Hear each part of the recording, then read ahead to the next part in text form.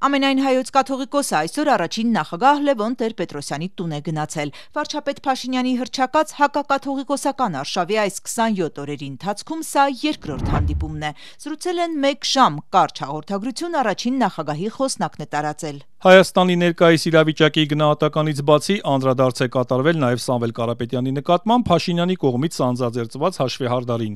ինչի առիթ է եկեղեցու դեմ իշխանությունների հայտարարած պատերազմի համատեքստում վերջինիս արած հետևյալ հայտարարությունն է. «Եթե չհաջողվի քաղաքական գործիչներին, ուրեմն մենք էլ մեր ձևով ենք մասնակցելու այդ ամեն ինչին։ Խոսք, որը ոչ այլ ինչ է, եթե ոչ սովորական քաղաքական հայտարարություն, ինչի իրավունքը որպես Հայաստանի քաղաքացի նա ունի»։ Տեր-Պետրոսյանի գնահատմամբ Փաշինյանը պարտության մարմնավորում է եւ պարտվելու է նաև եկեղեցուն հայտարարած պատերազմում, թե վարչապետն ու թե նրա թիմակիցները անընդհատ պնդում են եկեղեցին չէ իրենց թիրախում, այլ այդ ինստիտուտը պղծող հոգևորականները, իրենք հենց եկեղեցին մաքրելու գործն են ձեռնարկել։ Առաջին օրը, որ ես այդ հայտարարությունը տեսա, դակավին վարչապետի մելանը չչորցած,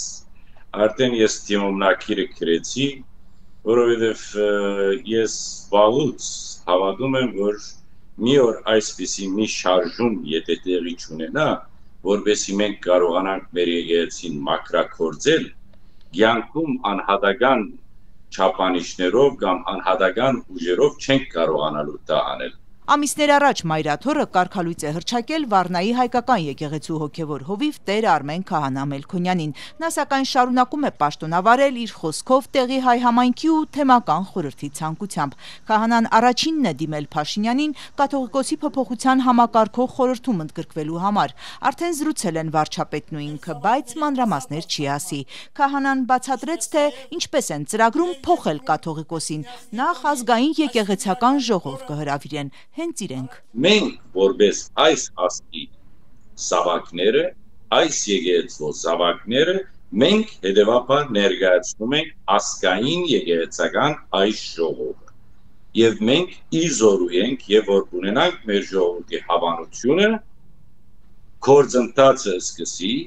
եւ հասնենք այդ նպատակին։ Շատ հեշտ է։ Այդքան բարդ չէ։ Հայ առաքելական եկեղեցու կանոններով եկեղեցական ժողովն է այս հարցերով զբաղվում, իսկ այդ ժողովը կամ կաթողիկոսը պիտի հրավիրի կամ եպիսկոպոսները։ Քահանան սակայն այստեղ խնդիր չի տեսնում, որովհետև ըստ նրա եկեղեցին ժողովուրդն է, ստացվում է վարչապետի գլխավորությամբ ազգային եկեղեցական այլընտրանքային ժողով է հրավիրվելու։ Հետո նախ դեղաբահ պիտի ելա, այդ դեղաբահը պիտի պատրաստի այդ ընտրությունները, այդ դեղաբահը գերնա սպաղեցնել այդ կաթողիկոսի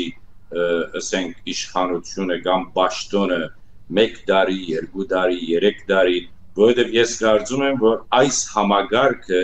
այս 30 տարվա մեջ բջացավ։ Տեղապահ ընտրվում է, երբ կաթողիկոսը գահից հրաժարվում է կամ վախճանվում։ Երկուսն էլ տեղի չի ունեցել։ Ինչպես է տեղապահ նշանակվելու, եթե կաթողիկոսը վեհարանում է։ Մեզ համար տապուրի հաշվով է։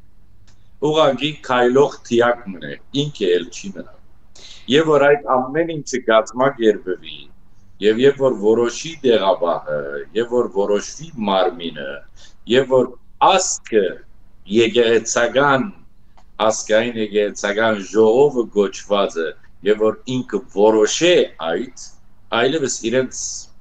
գմնա միայն, որ իրենք հերանան այդ աթորը։ Իսկ ով կարող է տեղապահ լինել ըստ Արմեն Քահանա Մելքոնյանի ոչ մի պայման չկա, որ եպիսկոպոս լինի, կուսակրոն լինի, նույնիսկ կարող է մինչև այդ ընտրությունը հոգևորական չլինել։ Կարող է նույնիսկ աշխարհական լինի, որ հրավիրվի հոգևորական լինելու եւ սպառեցնելու այդ պաշտոնը։ Քահանան չի կարծում, որ սրանով կստացվի Հայաստանի վարչապետն է իր իսկ ձևավորած համակարգող խորհրդով կաթողիկոս ընտրում, այդ խորհուրդն ինքը չի նախագահի պնդում է։ Ինքը միջոցն է, ինքը բարձրապես միջոցն է, որովհետեւ այս գործընթացը առաջ գնա։ Վտանգավոր քայլ է ձեռնարկել Փաշինյանը ըստ Քահանայի, բայց վստահ է վարչապետը ունի ծրագիր։ Ինքը օդից չի խոսում վարչապետը։ Եթե ինչ որ մի ծրագիր չկա, մշակված բան չկա, խոսենք չենք պագելու էջ միածնի թվները եւ ասենք որ վերջիո մենք հիմա չունենք միապանություն չունեն։ Արմեն Քահանա Մելքոնյանը 2018-ին էլ ակտիվ էր, երբ նախաձեռնվել էր Նոր Հայաստան, Նոր Հայրապետ շարժումը։ Ասում է, այդ ժամանակ ջանքերն անհատական էին, ոչինչ չստացվեց։ Այժմ, երբ երկրի ղեկավարն է կաթողիկոսին գահից իջեցնելու գործը սկսել, անհույս չէ։ Իդեպ պատմում է, որ այն ժամանակ Մայրաթորի 5 եպիսկոպոսներ պատրաստ էին միանալ իրենց, բայց բանը դրան չհասավ։ Այսօր առայժմ Մայրաթորի միաբանները տարբեր թեմեր իրենց աջակցությունն են հայտնում Գարեգին երկրորդին, շարքերում առայժմ ընդվզող քահանաներ էլ չկան։ Անցած շաբաթ, երբ վարչապետ Փաշինյանը Ստամբուլում էր, Կոստանդնուպոլսի հայոց պատրիարքարանից նրա հետ հանդիպմանը մասնակցող չկար, աթորանիստ եկեղեցում դիմավորող չկար։ Պոլսո պատրիարքարանն այսօր բացատրել է, թե ինչու, եղածը բնորոշելով արդար հակազդեցություն։ Աշխարհի հայերի մեծ մասը առաքելական եկեղեցու հետևորդներ են, իսկ Հայաստանի վարչապետը հայհոյախառն ու գրգռիչ ոճով է խոսում եկեղեցու դեմ, կաթողիկոսին է պարսավում, գրել են։ Պատրիարքական աթոռս հարմար դատած է իր արդար հակազդեցությունը ցույց տալ մեծահարկ պարոն վարչապետին